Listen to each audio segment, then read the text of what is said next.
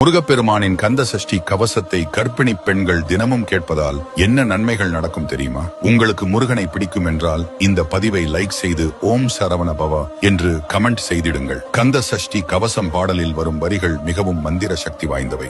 இதை பெண்கள் தங்கள் கர்ப்ப காலத்தில் கேட்பதால் முருகனின் வேல் தாயையும் சேயையும் பாதுகாத்து கருப்பையை பலப்படுத்தி சுகப்பிரசவம் நடக்க துணை நிற்கும். கர்ப்ப காலத்தில் பெண்களுக்கு ஏற்படும் தேவையற்ற பயம், பதற்றம் ஆகியவற்றை இந்த பாடலின் கம்பீரமான இசை நீக்கும்.